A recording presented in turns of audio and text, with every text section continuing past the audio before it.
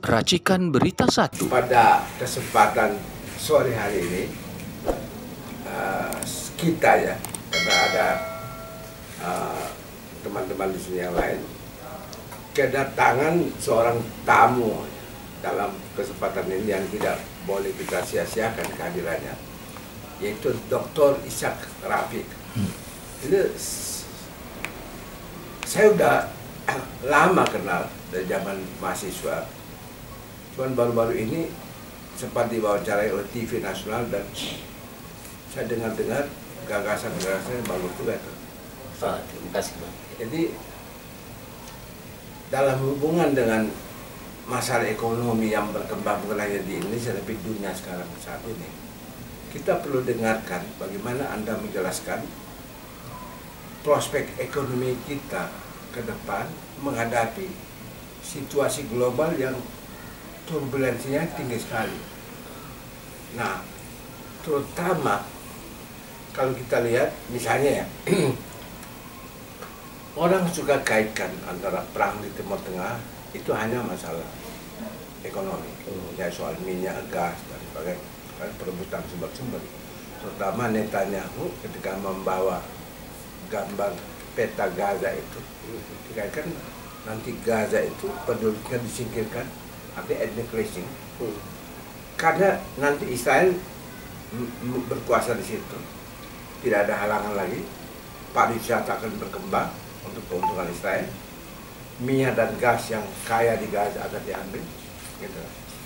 Di Syria juga minyaknya luar biasa di wilayah utara Syria, itu selama ini menjadi bacaan dari Amerika. Itu juga masalah ekonomi, tetapi kalau menyangkut Timur Tengah, is not merely masalah ekonomi. Itu ada masalah di mana kadang-kadang mereka berpikir bahwa biar kita kehilangan semua harta benda, tapi kemanusiaan dan keadilan lebih penting, harus ditegakkan. Ini kadang-kadang orang suka salah dalam atau keliru dalam memahami bagaimana ekonomi dimaknai di kawasan yang berbeda-beda sesuai dengan budaya masing-masing. Nah, kita lihat misalnya ada keinginannya Timur Tengah itu mulai disebut bukan lagi Timur Tengah tapi Asia Barat, ya kan? Ya. Ada maksud di situ, yaitu sebenarnya dengan konsolidasi negara-negara Asia Barat ini mereka bisa langsung lakukan negosiasi dengan Eropa, karena Timur Tengah itu lebih ada kesan ke Amerika, gitu. Nah itu pembagian yang zaman dulu itu lebih dekat kepada kekuasaan dari Amerika dan kawan-kawan. Tapi sekarang ada rute baru, yaitu Eropa dengan Asia Tengah. Di Asia Tengah ada Rusia dengan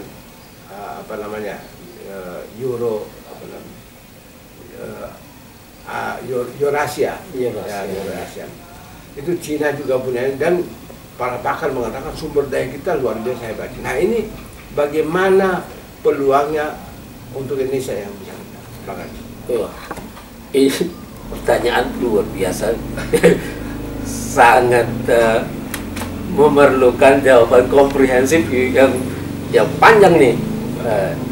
Saya dulu di Belanda tahun 93 pernah diundang oleh orang-orang yang sangat concern terhadap Timur Tengah, ya.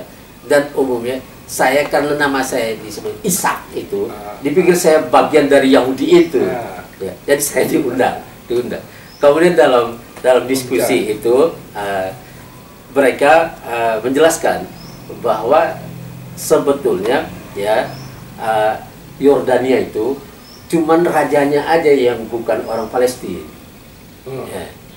Jadi dari Palestina itu ya akan didorong masuk ke Yordan, Palestina itu menjadi milik Israel. Itu desain besarnya itu. Greater Israel. Ya, Greater Israel. Ini yang mereka mau. Tapi ini juga bagian dari konspirasi ya, keinginan orang-orang Eropa itu, orang-orang Barat ini untuk memindahkan ketegangan dari Eropa ke Timur Tengah. Silakanlah kalian perang di situ, rebutlah apa yang itu, akan kami biayai.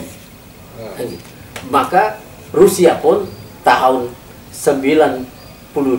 ya 92 bahkan ketika Gorbachev jatuh 89 itu mereka sudah merencanakan apa? Membuang orang-orang Yahudi itu ke Timur Tengah dan dikasih 6.000 rubel kalau mau pindah. Kalau mau pindah, diusahakan tanah-tanahnya itu. Jadi tanah-tanah ini direbut ya secara bisnis maupun secara militer. Pokoknya orang Palestina gejalanya sama dengan perebutan tanah di sini. Sama. Sekarang sedang dibuat hal-hal yang sama. Karena orang Barat ini baik ya orang-orang Barat ini yang pakai sistem komunis maupun yang sistem liberal ya menganggap bumi ini tidak ada pemiliknya, tidak ada pemiliknya, tidak ada Tuhan. Ini terjadi secara kebetulan. Ya. Maka karena tidak ada pemiliknya, siapapun yang bisa menguasainya, dia boleh ambil semua. Dalam bahasa hak orang yang dilanggar, dia terzalimi, tapi dalam bahasa mereka itu sesuatu yang biasa. Sesuatu yang biasa. Mereka menganggap jadi perampokan itu memang perampokan itu sudah berjalan 7 abad. Inheren dengan tradisi mereka, budaya mereka. Inheren karena menganggap itu. Nah, cuman Islam yang menganggap bumi ini diciptakan oleh Allah untuk kamu semua. Cuma Islam yang kasih hak itu kepada seluruh manusia, cuma Islam. Dan nama hak juga dan nama Allah. Ya, itu. Nah, karena itu Islam sebelum bicara tentang khalifah, Islam bicara tentang bumi. Ayat 29 dari surat Al-Baqarah itu, huwallazi khalaqalakum ma fil ardi jami'an. Aku ciptakan bumi dengan segala isinya untuk kamu semua ini. Jadi semua berhak atas bumi. Nah, kalau dalam sistem Islam ini ibarat makan dalam mengelilingi satu piring nasi. Kalau ada 2 orang yang tidak punya tangan, maka setiap yang 3 ini makan ikut terambil hak 2 orang yang tidak punya tangan ini. Dalam Islam ini haram, maka dia harus dikembalikan lewat sistem, lewat infak, sodako, zakat. Ini yang umum. Tapi sistem lebih penting dalam Islam, ya, supaya bisa orang-orang yang punya hak itu bisa mendapatkan haknya lewat sistem. Orang yang mendapatkan haknya itu dia berzakat nantinya, kan gitu. Nah, sekarang ekonomi dalam sistem Barat dia boleh ngerebut ini, boleh merebut. Maka Inggris yang paling hebat dulu itu paling banyak punya tanah jajahan, dan itu sampai sekarang masih setoran kepada Inggris lewat Commonwealth. Kemudian Cina juga sama, dia melakukan ekspansi juga, dan sekarang mengambil Tibet, mengambil itu dengan kekuatan juga, dan menganggap itu hak dia. Itu jalur sutra dianggap milik Cina dan mau diambil lagi, kan gitu. Dan Indonesia mau dijadikan bagian dari itu. Ya, Balin, ini ekonomi. Perang ini adalah perang ekonomi, dan dulu juga perang ekonomi, karena ada orang-orang yang menginginkan lebih dari apa yang seharusnya dia miliki. Dia mau juga milik orang lain itu, dan itu dalam epistemologi mereka itu diizinkan karena boleh menguasai. Maka Thomas Hobbes bicarakan tentang perebutan-perebutan ini, ya, bagaimana manusia dengan satu sama lain itu seperti serigala. Nah, kita kembali ke ekonomi dulu, Pak. Nah, ekonomi ini breaks, ya, kita lihat karena dunia ini sudah terbagi-bagi begitu, sudah terkotak-kotak dengan 2 blok ini. Kecuali blok Islam belum bikin blok dan masih ngantri nih, panjang, karena dalam perjalanan waktu anak-anak muda Islam, anak-anak kecil Islam itu dididik baik menjadi Barat atau menjadi Timur sosialis, tidak pernah menjadi Muslim. Kita kembali ke ekonomi. Nah, ekonomi ini kita memiliki segala yang harusnya ada, ya. Kita memiliki tambang, kita banyak. Kita punya tambang, ya. Kita punya kekayaan alam yang luar biasa, mineral, minyak, emas, nikel, tanah langka pun ada di sini. Kok bisa banyak orang yang sampai makan tidak bergizi gitu? Nah, inilah masalah manajemen di sini. Nah, manajemen ini tidak membuat kita bisa menegakkan keadilan. Manajemen ini diatur oleh satu sistem, yang sistemnya ini sebetulnya ada kita punya buku sucinya ada. Artinya kalau kita sebut buku suci, Undang-Undang Dasar sudah mengatur itu. Bumi, air, dan segala kekayaan yang terkandung di dalamnya dikuasai oleh negara dan dipergunakan untuk sebesar-besarnya kemakmuran rakyat. Ini dibawa oleh Prabowo dalam pidato perdananya itu. Artinya Tapi buku suci lain, misalnya Pancasila itu dimulai dari ketuhanan, diakhiri dengan keadilan. Iya. Kan gitu. Jadi sebenarnya dua sila ini yang memframe sila-sila lain. Ya, ini benar secara aturan ya, secara etik itu dia. Itu dia. Tapi secara ekonomi kita memilih ya, anak-anak kita dididik secara ekonomi yang mengizinkan itu.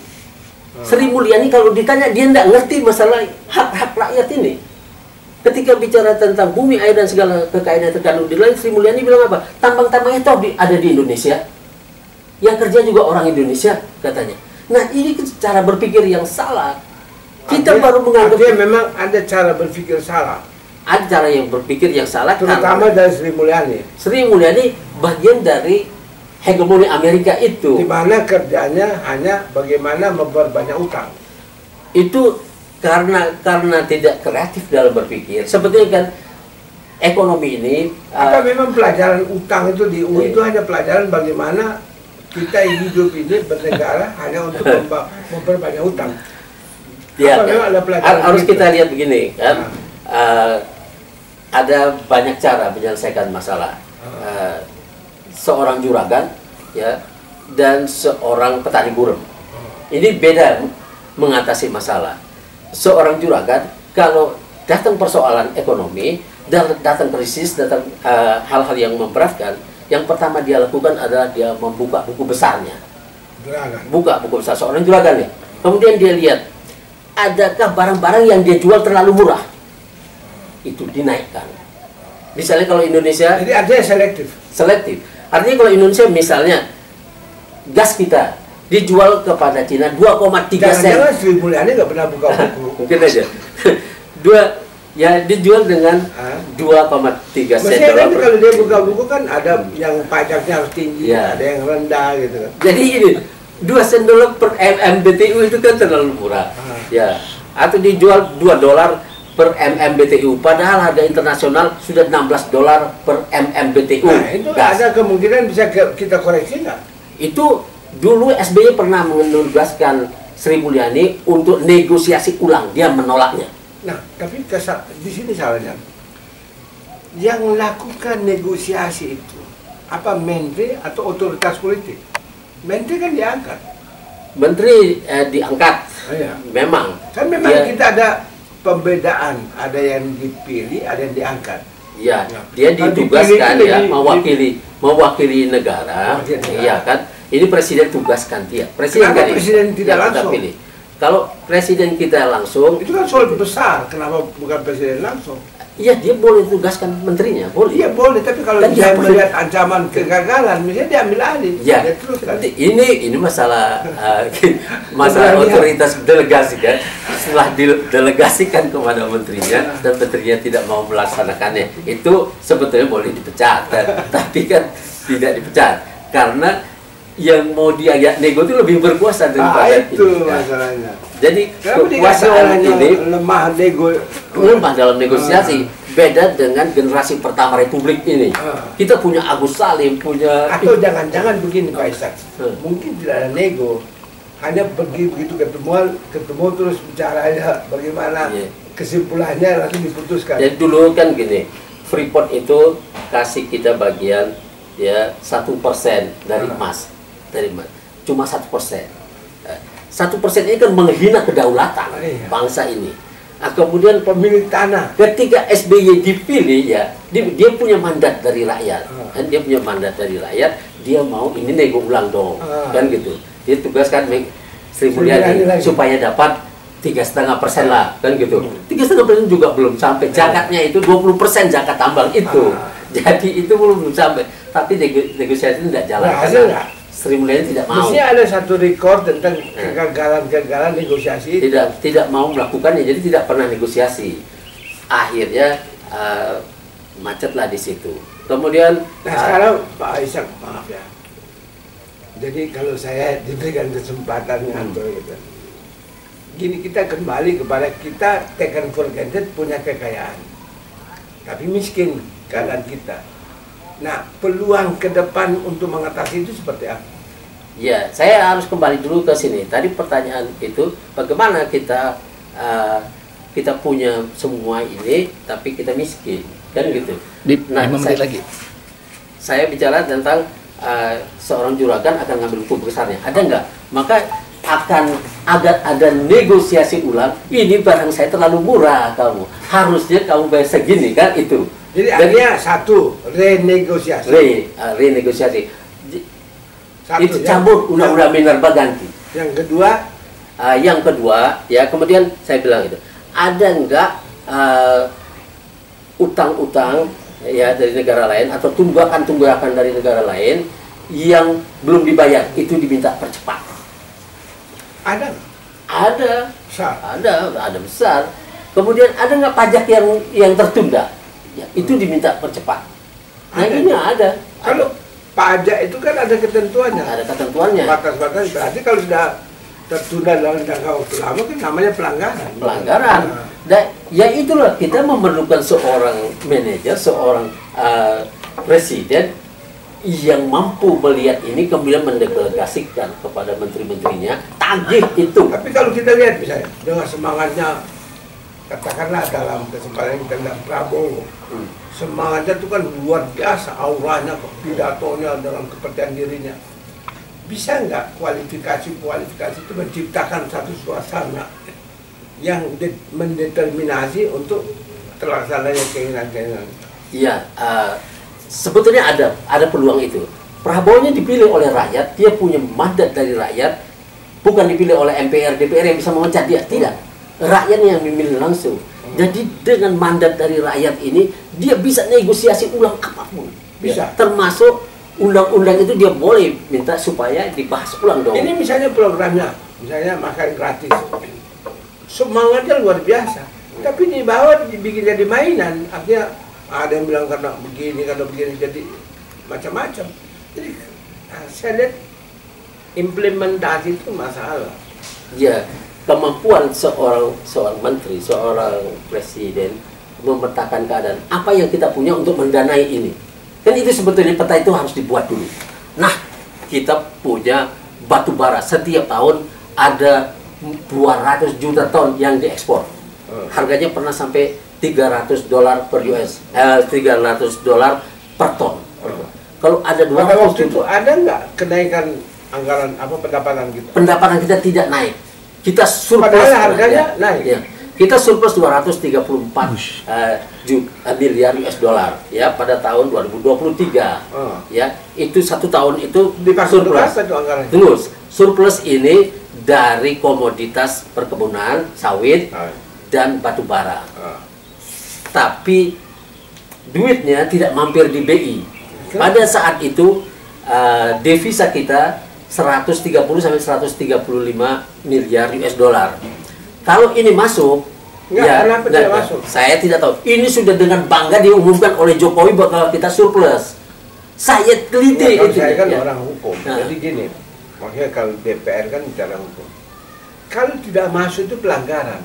Nah, ya, ada akuntabilitas. Artinya pertanyaannya gini, siapa yang punya itu, yang jual itu? Ya, ada akuntabilitasnya nggak?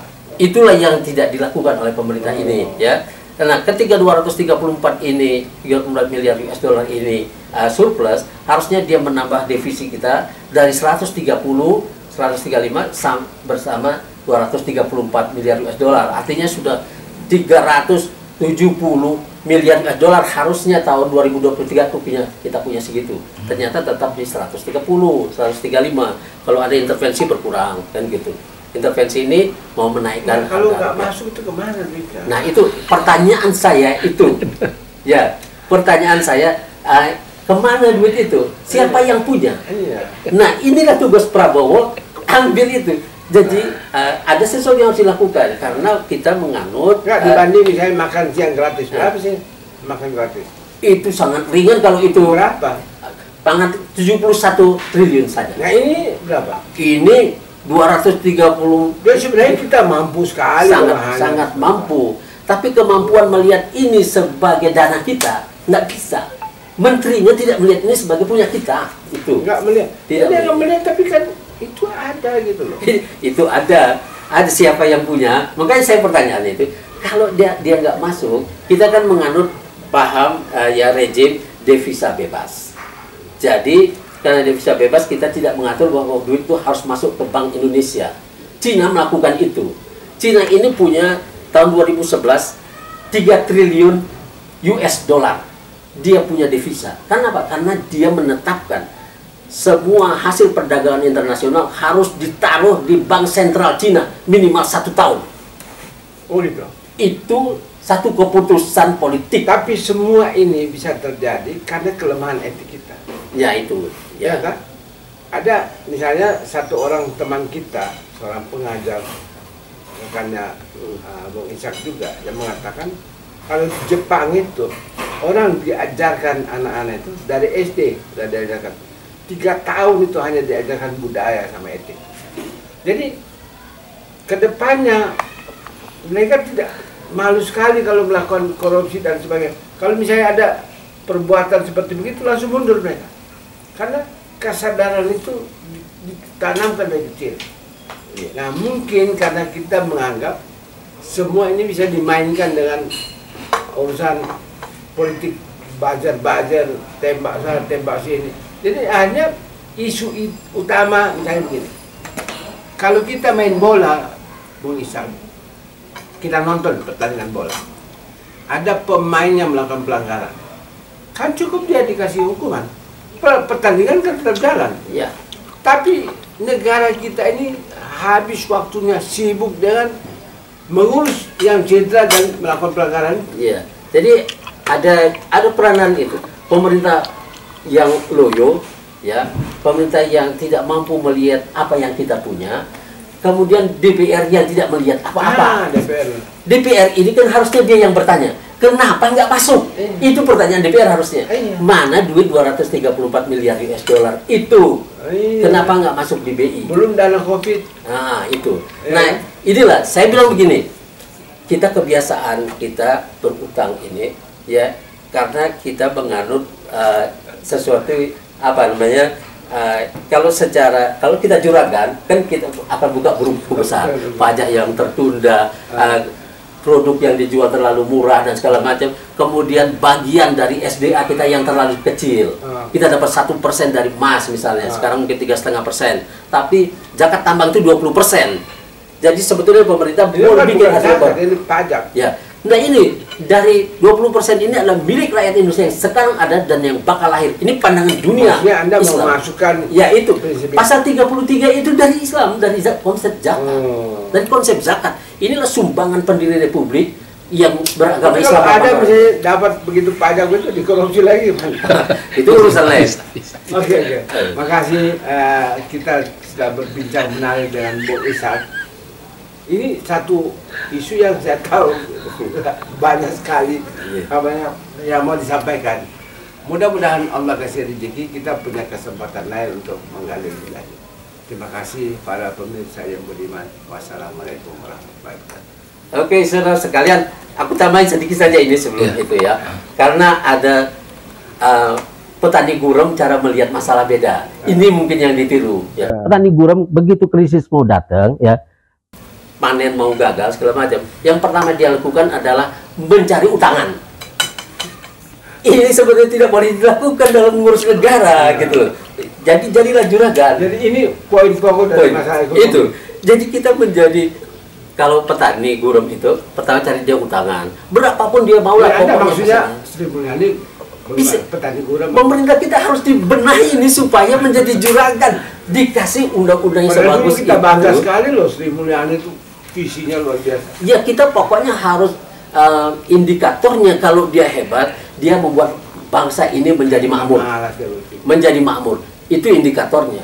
Kalau menjadi makin terpuruk, itu gagal. 4 kali jadi menteri keuangan. Gagal besar. Kita akhiri, terima kasih. Wassalamualaikum. Nanti lain kali kita. Oke.